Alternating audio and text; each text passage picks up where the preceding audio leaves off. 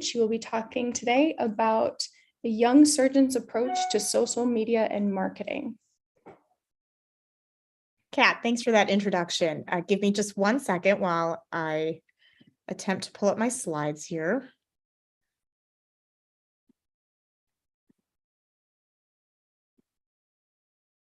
Okay, can everyone see that okay? That looks great. Awesome. Well, Kat, once again, thank you so much. And thank you to the Seattle Science Foundation for having me here to talk about this topic.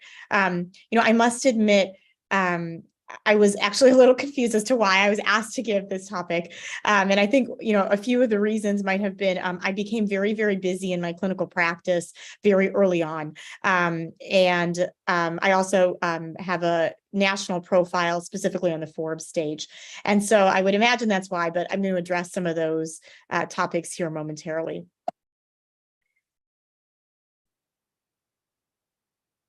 So to address the topic on why I think I developed such a busy practice very, very quickly, like within 6 months of starting, were a few fold that might or might not apply to a lot of the listeners out there. So first of all, I live in a less competitive environment. As Kat mentioned, I work in St. Louis. I also work at an academic institution at WashU. And so patients are kind of just like fed to us being at this tertiary care academic institution. I also take level 1 trauma call. And so I take care of a patient population that actually, frankly, a lot of people in St. Louis would never take care of. And also certain insurance plans that many surgeons don't accept. For all those reasons, my practice became very busy, clinically speaking, very, very quickly. And I bring that up because I think it's also important to understand that part of marketing and thinking about social media actually has to do with also developing a financially sustainable practice in the long run. And so those are just some thoughts to consider moving forward. So Kat, thank you for the very flattering introduction. Just to set the stage about a little bit about my background, I'm a spine surgeon at WashU in St. Louis. I am the co-founder and chief medical officer of a stealth digital health company that I started about 9 months ago. And so that influences a lot of the social media and marketing efforts that I do. And we'll talk about some of the goals to consider when thinking about a marketing strategy. And then I'm also a contributor to Forbes.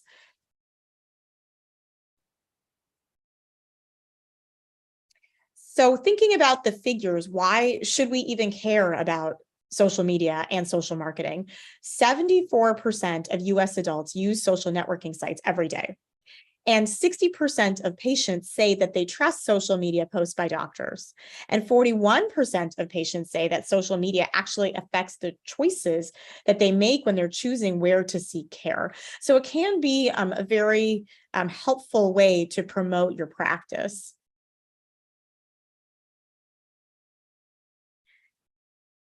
A quick note on promotion versus engagement. And both are very important aspects of marketing and social media. Promotion extends engagement efforts by presenting a valuable offer that's based on the customer's interests, or in our case, the patient's interests and needs. Social media amplifies those efforts so that you can be found by a wider audience.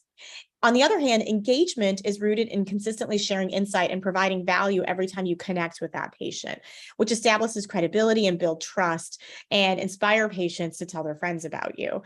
So there's two ways, and I've seen people approach social media in both ways. So who's going to pay for these marketing efforts and these social media efforts?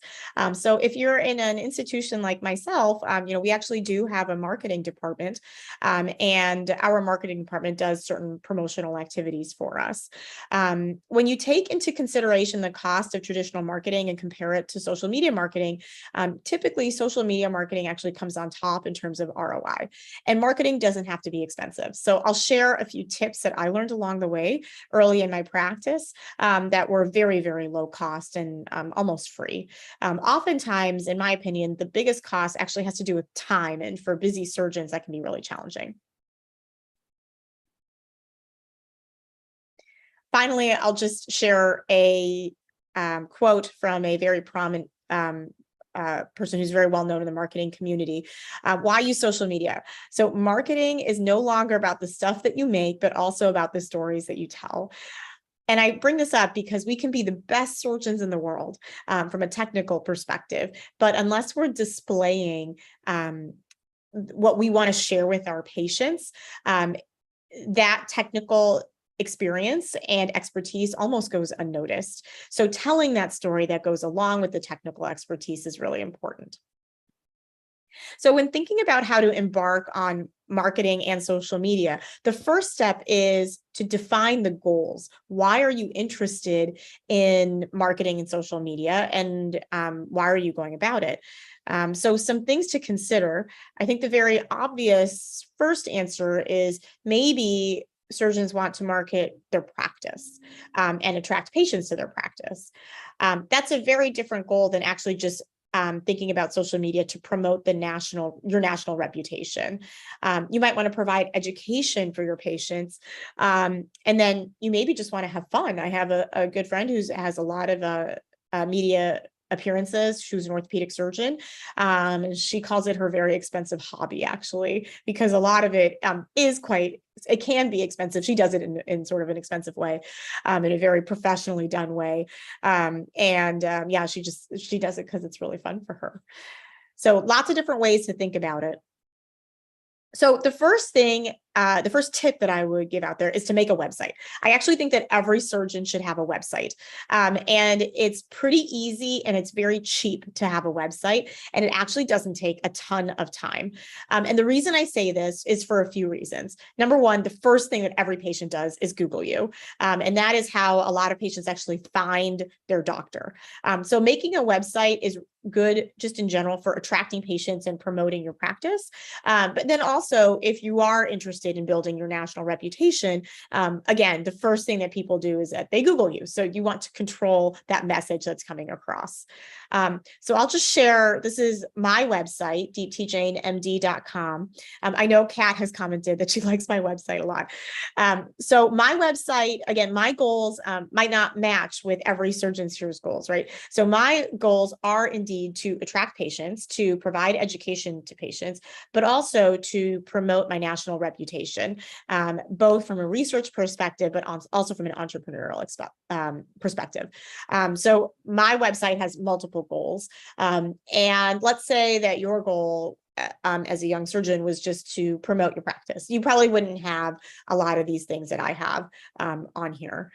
So one of the aspects of my website that I have found to be extremely valuable is the patient resources tab that all of my patients go to. And so I very easily actually just recorded a few videos that describe common procedures that I do.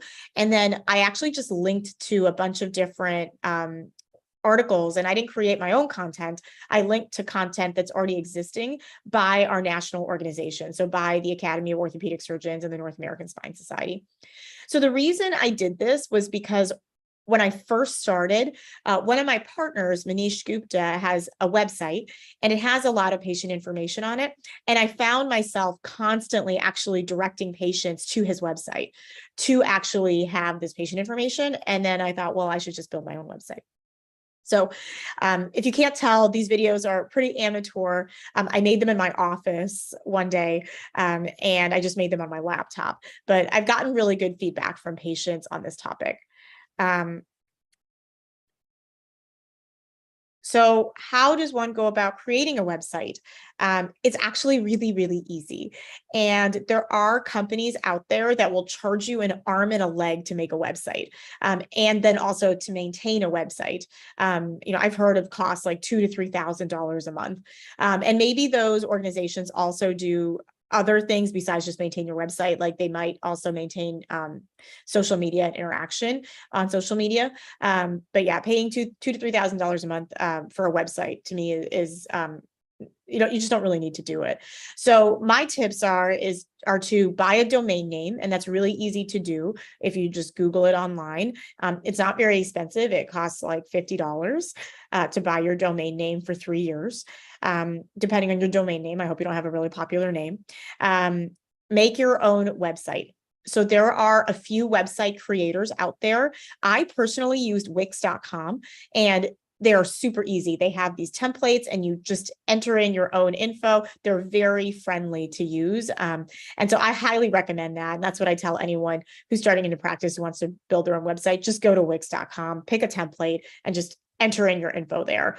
It's really, really easy. Everyone on this call can do spine surgery. I promise they can make their own, everyone can make their own website. So my website currently as it stands, I actually had made by a professional brander that was actually directed to me by another orthopedic surgeon. And if anyone wants that name, feel free to contact me afterwards. I'm happy to share it. And she made my website in WordPress, which is not actually as friendly, but it does give me access to update it on my own, which is also something I think is really important because you don't want to have to email someone every time you like publish a new paper, record a new video, and want to put it on your website. Okay, so that's website. Okay, going a little bit into just general marketing very early on. It can be really effective to meet referral sources. So as spine surgeons, that would be primary care doctors and physiatrists. And I know that seems kind of easy just to say, you know, go introduce yourself to referral sources. I think that I'm particularly like a friendly social person. And so when I first moved to St. Louis, I actually didn't know anyone. And frankly, I was just looking for friends. And so I actually ended up going on a marketing tour with one of our marketing folks at WashU.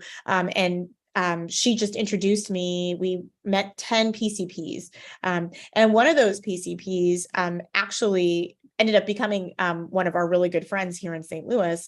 And it was because, you know, I invited them over to my kid's birthday party. And we were just looking for friends because we didn't know very many people in St. Louis. And so that particular PCP actually is probably my highest referral source for all my elective patients. And later on, actually, when I first met him, he didn't have this kind of practice, but he then actually became a concierge doc. So I have like this kind of dichotomous practice where I have a lot of underinsured or uninsured patients that really I get from taking call. And then I have an elective practice that really actually has a lot of concierge patients, although I'm not a concierge doc, but I take care of a lot of concierge patients. So I think it can be really beneficial, not just to meet them, but actually to build relationships with PCPs and also with physiatrists. Again, I'm very lucky in my department here. Our physiatry department is actually within the orthopedic department, so they refer to us.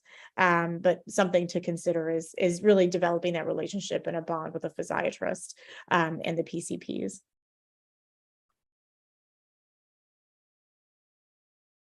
Okay, ask patients to fill out reviews for you. So the two big platforms, and I think it's different in different parts of the country, but the two big platforms that I see patients go to most frequently are Healthgrades and Google. So I'll show you, these are my reviews. And interestingly, patients actually want to really compliment their surgeon, especially when they have a good outcome. So for the few reviews I have now, I don't have a ton of reviews. And actually, I know that in other parts of the country, it's a lot more important to have a lot of good reviews. It happens to not be actually as relevant in St. Louis. So you know, I just asked a few of my patients, or my nurse asked a few of my patients if they could just write a review on me, and then gave them the link. You know, I did actually have one bad review that was written about me. And it's really unfortunate, like how far one bad review can go, especially when it's the only review that's out there. And so for a while, my Healthgrades review actually just had 1 star on it because it was the only review that I had. So my nurse actually went to patients, again, who are very happy to fill out these reviews to support you and support your practice. You know, we essentially got a lot of good reviews as a result, but it does require some asking. Sorry, give me 1 second. I think I just need to cough.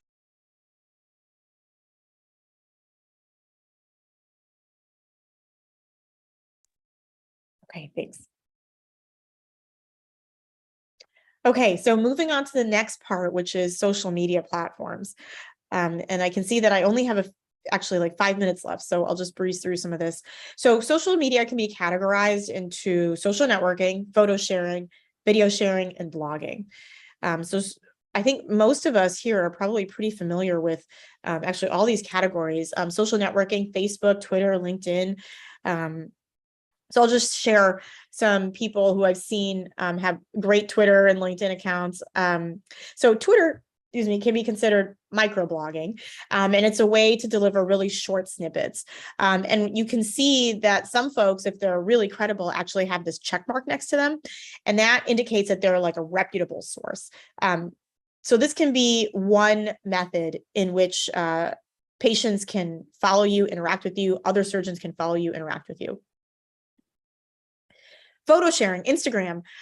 So Antonio Webb is a spine surgeon. He's a fantastic Instagram. There are lots of different ways to build an Instagram. Some people lean towards primarily only clinical. Some people lean towards advocacy posts. Some people have personal aspects to it, like having an active lifestyle. There's lots of different ways to do it. And again, it's a way to engage with your patient base and for them to get to know you. And patients actually want to get to know their surgeon. It can be difficult to communicate that in a 10-minute visit. So Instagram, Twitter, any sort of social networking site, this might be a good way actually to connect with patients. YouTube, video sharing. So YouTube has 2 billion users in general. This is Dr. Jain, a spine surgeon. He has a great vlog and puts on a lot of, some are kind of funny, some are more serious, a lot of videos that really span the gamut. Some relate directly to spine surgery, some not so much. So I think that he's got a great vlog, and he would be a good example if you're interested in building a YouTube base. And then blogging. So this is actually my Forbes column. Forbes has 150 million subscribers. So clearly not as big per se as like Twitter or Facebook or any other platforms. But I have found this to be a very valuable addition to the way that I promote myself on the internet. I write about women, healthcare, and entrepreneurship as a whole. And it's really been an awesome opportunity for me to connect with not necessarily just spine surgeons, but actually just a broader community outside of just spine surgeons. So that's why I have found the Forbes platform to be very valuable. And what I didn't mention on here is I also speak at the Forbes Healthcare Summit, and also a tremendous valuable experience that again allows me to connect with a lot of leaders throughout healthcare, not necessarily just in spine surgery, but again, the appropriate venue for how to promote yourself actually depends on your goals. And so if you're a person who doesn't have interest in entrepreneurship, then probably this wouldn't be the best platform.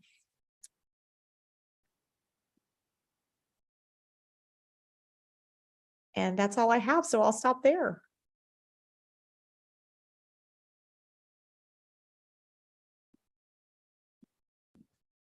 Thank you so much, Deeptee. That was an excellent review.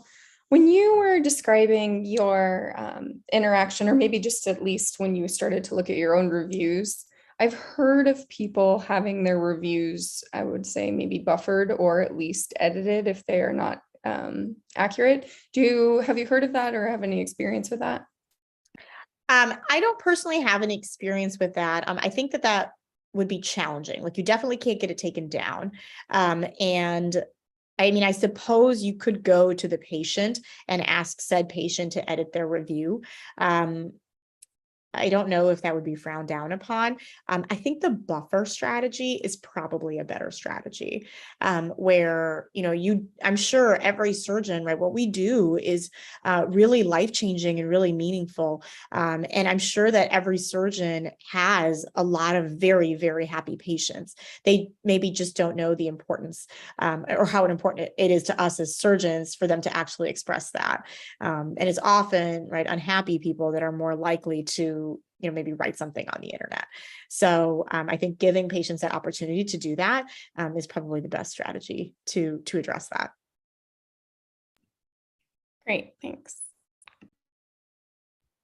Deeptee, that was great. I have a question. So you mentioned that you have kind of that built-in referral source being at WashU in a smaller kind of market. But you also are active on social media. Was that just because it's something you enjoy doing, or you wanted to kind of focus on a certain patient subset that you're trying to speak to? And then also on the promoting versus engaging, do you do much as far as the engaging, or is it mostly the promoting side that you stick to? Yeah. Again, in a world of unlimited time, I would love to do it all. And there actually are companies out there who do like your vlogging for you and do your Twitter, for example, and like manage your Twitter account.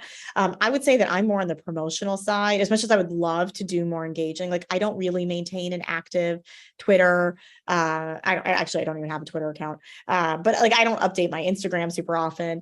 But now that like, especially if you're giving this talk, I'm like, well, it's a great way for patients to get to know me. And maybe I should be a little bit more proactive. Yeah. And so I think your question goes back to what the goals are. And so the patient website was definitely about patient information. That was the instigator for me building my own website, is I was continuously referring patients to my partner's website. He's wonderful, by the way, and he has a lot of information on his website, but I'm like, I should be doing this myself. So that was the instigator. A lot of the other social networking and promotional activities that I've done for myself really highlight just me wanting to build my national reputation and less about necessarily like attracting patients to my practice. Great, thanks. Yeah, that was a great talk. I thought it was outstanding. I think there's so many things that we don't focus on that the patient thinks about. So it's like, we can often be talking in parallel. So it's nice when, especially with information, I often use just a website like spinedeskhealth.com, but like if you have control of that link and understanding what your patient's going to see, I think that'll be a big part of it. Question for you is, when you are talking to patients or things in the hospital setting, are there any other social media outlets like for medical professionals that you would find useful? Like how helpful is like a Doximity or things of that nature in terms of helping, a professional's professional like refer patients over to you? And how helpful is that overall? Yeah, I actually haven't used Doximity personally. And when I did some research for this talk, I actually didn't find a lot about Doximity. That being said, Doximity must be popular in general because if I remember correctly, they just got bought out, or they IPO'd, I can't remember, but they just had an exit for a very high valuation. So, there is some aspect of social networking around Doximity. I think maybe just in my area, we just don't use it that much. I don't know. Maybe actually you guys can probably speak better to it. I don't know if you guys use it within your own practices or amongst your community. I think we were given it as a graduating med student. Like it was just given to you and you were like, here's like Facebook for physicians only. I'm much more on Jim's wavelength of maybe like the LinkedIn. You see people on LinkedIn, but they post interesting things. I don't know if you have an opinion about that. It seems like it's very random. Yeah, my thoughts on LinkedIn and actually any social media where you're posting like patient x-rays, I think that's great. When you post something, it's there forever.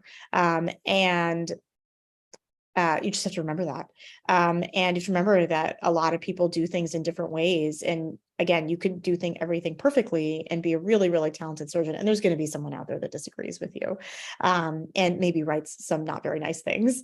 And then vice versa. Like maybe you do something that you don't necessarily recognize as not the best. And then you post it on LinkedIn and then, it becomes food for all the fishes.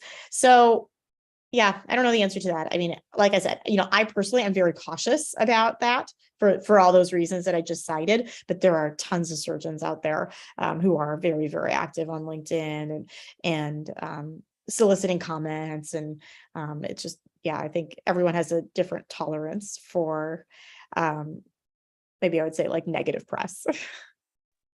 Any tips on getting the less technologically sound? I have patients in their mid 70s that, are feeling better, doing well, but, they don't know Google from Gmail, from Yahoo. They don't know anything about that. Do you engage with other family members of theirs, or how do you kind of get those reviews that you earned from them? Yeah, you can have your nurse open up the website in the patient room. It's that simple. It makes sense. I like that idea.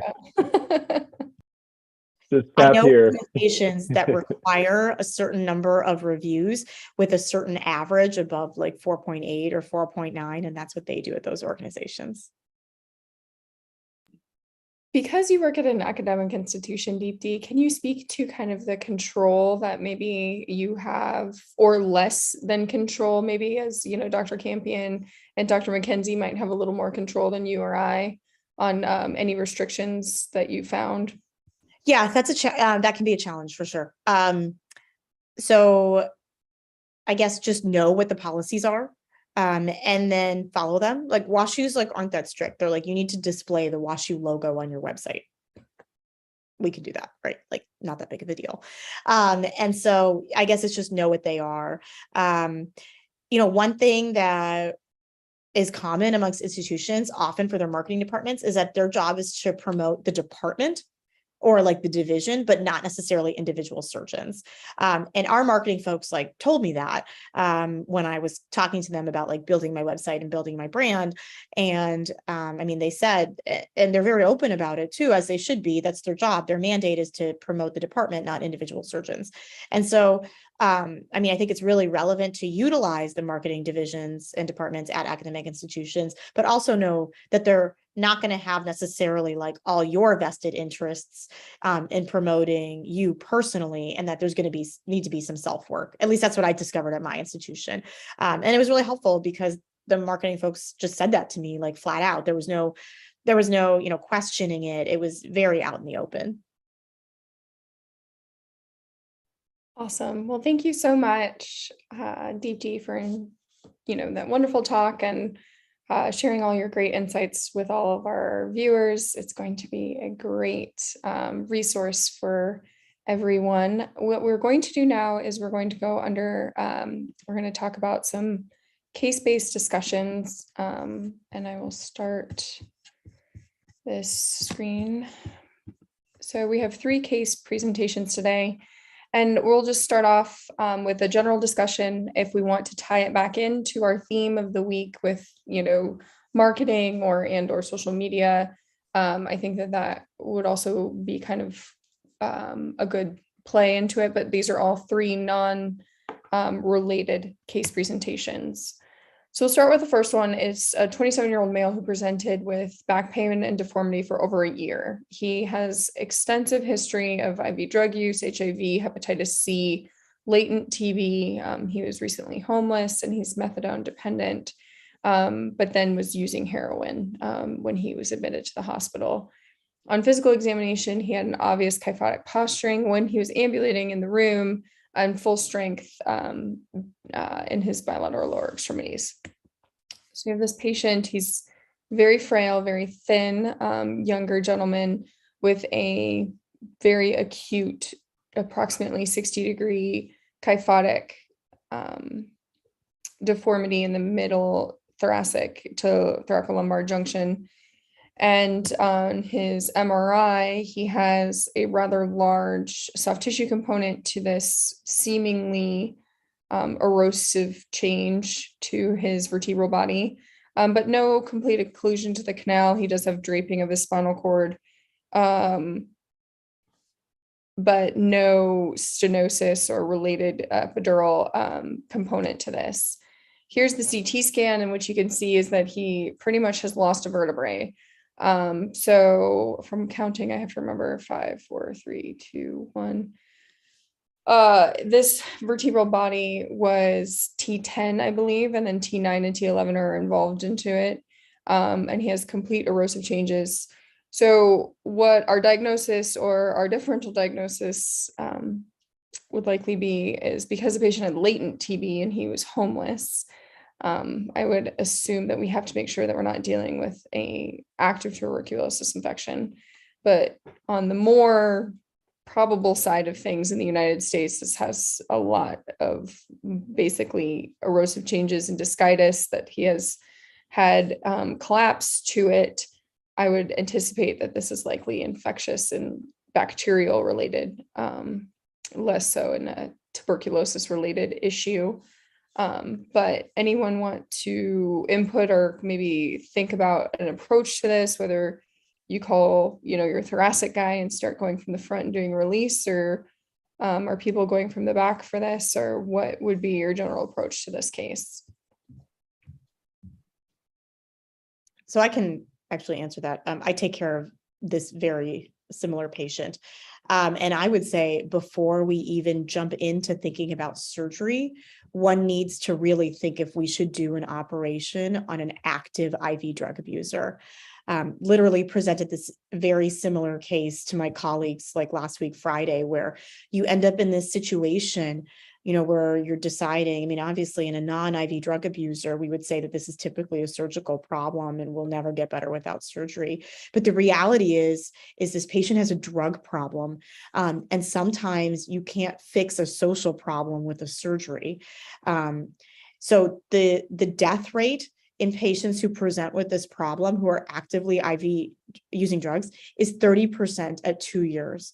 So it's super, super high. And I'm going to be frank, I don't know what the right thing to do in a patient like this is. I don't, I really don't. And that's why I presented the case to my colleagues. And I will tell you, I got, similar, like, should I operate? Should I not operate? And I got responses that were like across the spectrum. We did not agree here at WashU with a group of seven surgeons. And it's just a very challenging problem to treat surgically, but also just deciding whether or not you should do this massive operation on this patient.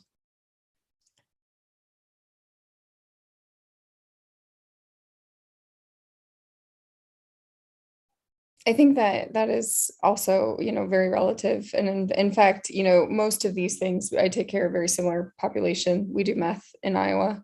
But this gentleman happened to be a Seattleite, which is a very common presentation. I do think that there, is a component to discussing with the patient, like, hey, like, we need to kind of clean you up, maybe do a halfway house and some IV antibiotics. Obviously, he has extreme erosive changes. And our approach is a little different. What they do is they get admitted and then they detox for a little bit, and they can go to a halfway house, but when they come back, then they're acutely managed by the pain service. We kind of have some other things going on. We do that here at Iowa. But again, it's one of those things where it's like, you have to stop using. And for this gentleman, his is pain and deformity related. If this was a neurologic compromise, I think that, it would obviously change our story. So that's what he looked like when we positioned him in the operating room. You can clearly see that this is not a mobile deformity. Obviously, from a CT scan, it was, not supine imaging, it didn't reduce. So this is a fixed problem. You can see here that he has a previous scar from a thoracotomy that he had gotten at an outside institution for a recurrent pleural effusion, which is an empyema related to this infection. So this is not his first rodeo. I guess we've already talked about this. So my case is a little less what you would call just controversial. I think most of us would, if you were forced to do something, would do something with a anterior support, whether you do have a good access surgeon who would do a thoracotomy. In our, institution, even at the University of Iowa, I think a costo is probably my first approach to this. So we did a 3-level costo, essentially ignoring the T10 vertebral body because it was gone.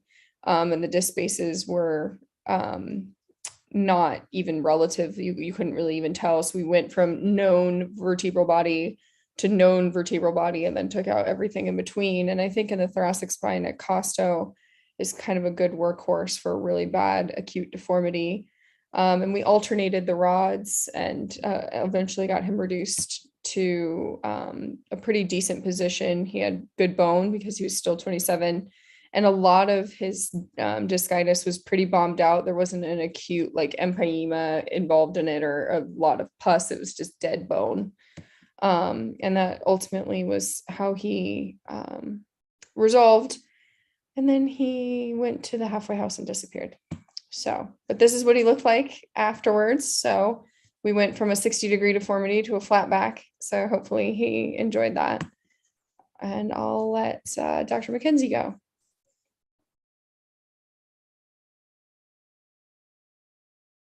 Sounds good. Are you going to drive, Kat? Perfect. Very good. So my second case is far cry, far less hardware. And, just for my background, Deeptee, I'm at a community hospital in Northeast Philadelphia.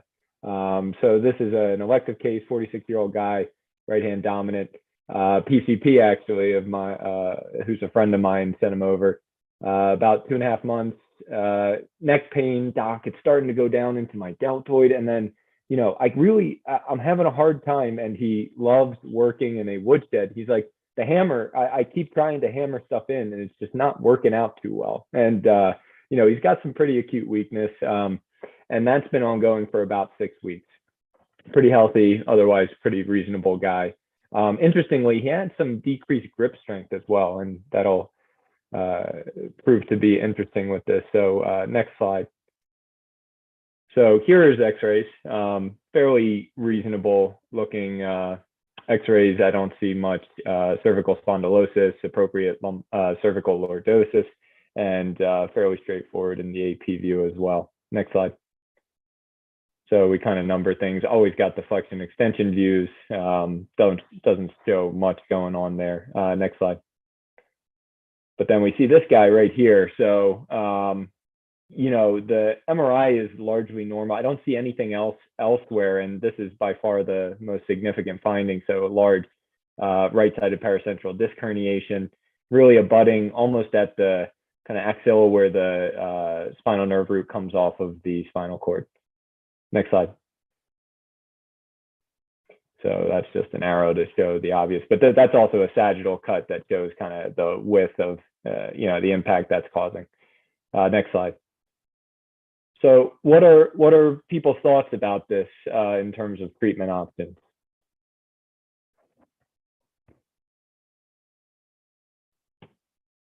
I mean, I guess obviously you do an ACDF. Well, I mean, so he's failed conservative treatment. The surgical options would be ACDF, a disc arthroplasty, or you could even do just a foraminotomy discectomy posteriorly. It looks like two from those cuts you see there.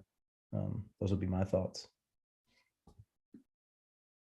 And I think if we go to the next slide, Kat, and then the one following that, yep. So basically, I think Chad hit the nail on the head. There's kind of 3 ways of looking at this. Do you keep waiting on this? I don't think so. He's weak. He's young. He's right-handed. This is really bothering him. He has some pain.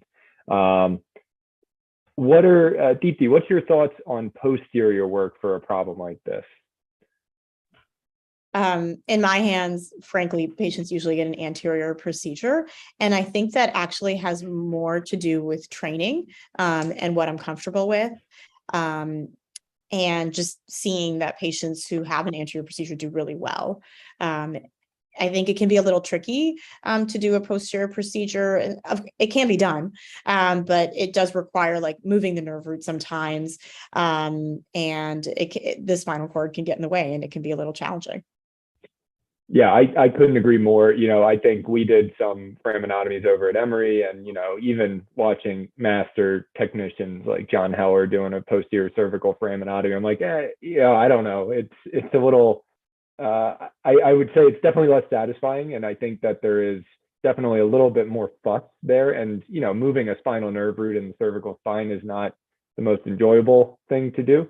So I would totally agree. So I kind of went down ACDF versus cervical disc arthroplasty. And I guess this is a tale as old as time, or I guess over the last 10 to 15 years. But I think the debate's still out there. But I ended up, if you go to the next slide, I ended up choosing the cervical disc arthroplasty. We use the Zimmer Mobi-C at where I'm at. I'm employed by the hospital, so I had some limits in choice. But, one of the things that's nice is before you're, just technically thinking about it, you can think about all the different options that they have there. So we chose the cervical disc arthroplasty route. Next slide.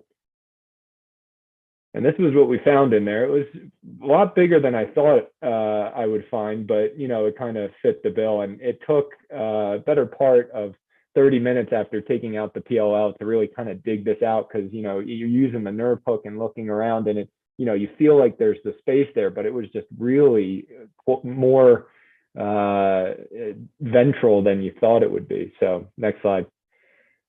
So these are kind of the post-op films. We're still figuring out how to take AP views at my hospital. I apologize, but that was kind of the game plan. Next slide. And just some things, every case I write something down in a kind of things that I thought went well, things that I need to work on. And I think, even in a 1-level cervical disc arthroplasty, getting enough of the platysmal space opened up, because this is a muscular big guy, kind of getting things out, I think was important. And then really taking the time with the longus colli and getting out into the uncovertebral joints, which, I know we're all trained to do this, but, when you're out there, especially in your first year doing things, you kind of want to get in and get out. And I think the other thing that I noted was, at first making sure that you get all of the PLL resected to make the disc arthroplasty get in. And then for sure, at first I took kind of these small little bits, and then that huge kind of piece of disc came out later on. And I think it was because I just kept going out wider, a little wider than I was comfortable with, but I knew that there was something in there. So that was kind of the case. But I think the biggest question is, does an ACDF or a disc arthroplasty benefit this guy better? I don't know if we know the answer, but I think there's a lot of 10-year data coming out with some of them. I know Zimmer's specifically has some questions as to kind of the control and experimental groups, but I think there's definitely a debate that can be had. And I think for a young patient, I'm definitely leaning towards the non-fusion if I can. Hey, Jim, can you talk about how you discuss that? Like maybe, they saw that on your website, you do disc arthroplasty, or they, saw it on YouTube or wherever they would see it, and that they actually weren't, let's say not in this case, but in a separate case, and it wouldn't be indicated. Like you wouldn't want to maybe go that route. Maybe they have a little bit more uncovertebral arthritis. Maybe, it's a fixed kyphotic position or whatever you choose to be, for your indications. How do you approach that from obviously it's a marketing tactic. And when you have those discussions with your patients, how do you kind of broach that subject between an arthroplasty and a ACDF? Yeah, it's a great question, Kat. And, ironically, this is the kind of a good case for especially, having Deeptee here, because Zimmer actually will have you on this group. They have a directory where they say, Jim McKenzie is a disc surgeon, like they have this special thing. So he actually found that as part of it from the PCP. And that partially was where the referral came in. So I do think it becomes a challenge when, you love getting referrals, especially ones that are operatively indicated, but you also don't want to be handcuffed to a procedure. You don't want to say, have the PCP saying, oh, this is the lateral guy, he's going to do a lateral and you're going to do great. And so when I see a patient, when they get the referral and they come in, like, this guy actually told me, Kat, I need my disc replaced. And I said, all right, well, we're going to examine you and we're going to decide what the options are. And then I'll give you kind of my 2 cents on it. So I really try to, when I first see a patient, try to establish that this is an opinion. You have the right to get as many opinions as you like. And everybody, I'll often tell patients that if you put 10 spine surgeons in a room, you'll get 11 opinions on how to take care of something. So I think that's a very important thing, that you have to establish those boundaries very early on, because the sexy new technique may be something that a primary care physician, even a pain doc, will say, oh, this is the surgeon for you for X.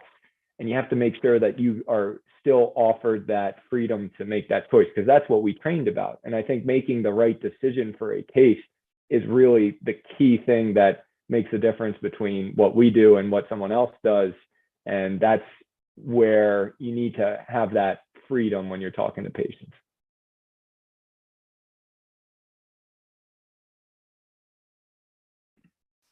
Thanks, Jim. That's great. I don't personally, I didn't train doing disc replacements. So I can see the utility behind it.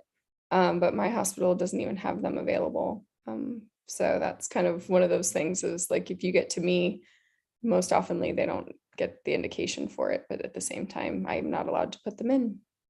There's surprisingly less fuss than, having to put the plate and screws on, but I'm still kind of worried about long-term things. And I don't know if we have enough data yet for the true long-term outcomes, but, we'll see. All right, I guess I'm last up here. You can go to the next slide there, Kat. All right, so this was a guy, a 56-year-old, otherwise fairly healthy diabetic, is on, I think, Eliquis for as COVID, even though he didn't have any DVT or heart problems. I'm not sure quite why he was on it. Anyway, for 3 or 4 weeks, had increasing weakness, numbness in his legs, especially when he's up walking, and then got to the point where he really couldn't even walk without a walker anymore. And again, this was an otherwise normal guy a month ago. PM&R physician saw him, thought he had neurogenic claudication after he got some x-rays. You can go to the next slide. So on his exam, he does have some weakness of his lower extremities, especially distally to the ankle. He doesn't really complain of any numbness, but he says when he's up walking around, he does have some numbness bilaterally. Otherwise, no long track kind of symptoms. You can go to the next slide. So on his x-rays, you can see he does have that spondylolisthesis of L4 on L5. Otherwise, not terribly impressive. Next slide. Other than he does have a pretty significant mismatch. I don't think I have the flexion extension films in here, but that spondy is mobile at 4.5. At 5.1, he's almost got spondylosis to the point of autofusion. Go to the next slide. So my partner got an MRI, I think appropriately. He does have the spondylolisthesis 4 on 5, and then at 3.4 also has a fairly large disc extrusion with some significant canal stenosis. So my partner sent him to me saying, hey, this guy has a spondy with neurogenic claudication as well as a radiculopathy with a disc herniation. I think he needs surgery. You can go to the next slide. When I saw him, this guy's really main complaint was that his legs don't work. When he's up on a walker, he does pretty well. As soon as he's off of it, he says he can't keep his legs in space effectively. He has no idea where they are. And he did have some clonus on his lower extremities bilaterally as well, 2 beats. His uppers were normal. And again, he really didn't have the neurogenic claudication kind of symptoms where he says, yeah, I walk for 2 minutes and my legs go numb. It was as soon as I put this walker to the side, I can't even stand anymore because my balance is so bad and my legs just really don't function. So you can go to the next slide. I did get an MRI of his thoracic spine, and apologize for the cuts here. I'm not sure how they even know where they are when they do this MRI, but this is T10, 11, and excuse me, 9, 10, and 10, 11. You can see there is some cord signal change there at 10, 11, and then just a disc herniation there at 9, 10. These are the axial cuts on the left side. So I had a discussion with this guy about what I found. Go to the next slide, I think. Yeah. As far as what to do. Originally, when I saw him talk to my partner, I said, oh yeah, probably do a decompression infusion at 4.5, maybe just decompress 3.4. And then when I saw him and got this MRI, then I said, well, now what? Do I do the thoracic and the lumbar? Do I just do the thoracic? I think that disc herniation looked acute. Is that really what's causing his acute symptoms versus this thoracic finding that may be something that he's had forever and not had any symptoms from? So I don't know if anybody has any thoughts what they would do or not. I do have what I did. Yeah, I think, Chad, my thoughts are always, one of the main things I do is ask the patient, like, what is your chief complaint? And for this one, it sounds like it's really more of a myopathic kind of symptom with the imbalance. So, for me, I'm talking to him about taking the thoracic cord stenosis off the table first. I probably wouldn't do both simultaneously. And I would just tell him, the degenerative disease down in the lumbar spine is a totally different animal. You're dealing with nerve roots and an area where there's much more maneuverability. There could be conservative options you could take afterwards.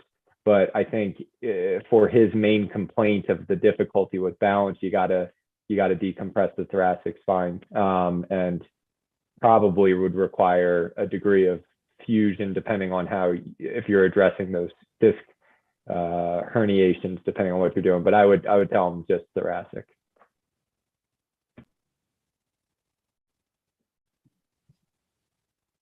Yeah, I think this is a really challenging problem to treat, and actually one that we see not that infrequently. So I don't think there's a right answer. I don't think there's a wrong answer. I think Jim's approach is really reasonable. I I'd probably do both, but I probably wouldn't do them on the same day. Like I'd probably do a thoracic surgery and then do a lumbar surgery, maybe like a week later. But I don't think it's wrong to do both at the same time. I don't think it's wrong just to do the thoracic, see how he does, and then, consider coming back for the lumbar. I think that it's a hard problem to treat. Did you get a CT? That would be my only question is, thoracic CT? yeah. I did. It's not in there. What are you looking for? Basically kind of triaging to see if that's calcific or not. Like I feel like going after a thoracic disc is like the number one reason why we get sued. It actually really is like the intraoperative loss of neuromonitoring is atrocious in rates in thoracic discs. And if it's calcified, I'm more apt to just kind of tell them that one, I had one last week that the ligamentum flavum was calcified, not just the disc space, which was lovely. And you're dealing with that. In my hands is an automatic fusion because I want to knock off the facets and get it a little more mobile so that I don't have to, deal with bone water on top of, tiny little holes that I can't, repair any kind of dural defect from a calcified either disc or ligamentum flavum. So I really, I just don't get so lucky. I get CTs on all of them and they, of course, are always calcified, but that's kind of my approach, is that I would look at, make sure it was calcified. If it wasn't calcified and he was a little younger, I might say, okay, like we can approach this from, a motion sparing, procedure. Because what we're talking about, approaching the thoracic spine and approaching the lumbar spine, you're going to have a risk of adjacent segment disease in multiple different spots. But that guy looks a little bit older and probably would need a fusion, I guess. So my thought process on the whole thing was, I did like to do the thoracic. I thought about just doing a discectomy at 3-4 the same day. But on the cat's point, on the CT, it was not calcific. It was kind of that early calcified where you see some speckling there. But I elected to not do a decompression anteriorly, just decompress them posteriorly. I did go fairly wide just to make sure that he had plenty of room. I thought about not fusing him, but he's a heavier guy. I have no problem with having done this. And then I told him, hey, if you get no better, because I think that disc is acute, in a week, 2 weeks, we're going to be touching base and see where we're at. And if you're not better, then we're doing something in the lumbar spine. Interestingly enough, he called my office today to tell my patient that he's not using a walker anymore, as a couple days ago. So he seems like he's gotten better, which I thought about him a couple times and I wasn't sure whether I did the right thing and the wrong thing. To Deeptee's point, I mean, I don't think anybody knows the right thing. I did a poll of a couple people and I got answers all over the board. So that's what I did. He seemed to have gotten better. I think at some point we're probably going in his lumbar spine, but we'll see what happens. Yeah, get that patient testimonial there, Chad. Great, show him the walker. Yeah, have him bring the walker, and then before and after. There you go. Well, I think that ends our case presentations. I'd like to thank Dr. Jain one more time for coming and sharing all her great insightfulness, and look for our next Young Surgeon series. And you can always claim CME credit for this, and we'll post this on the Seattle Science website. Thank you, everybody. Great job. Great cases and discussion. Thank you. Thanks to the three of you. Perfect. Yeah, thanks, Deeptee. That was a great talk. That was awesome. Thank you. Have a good night.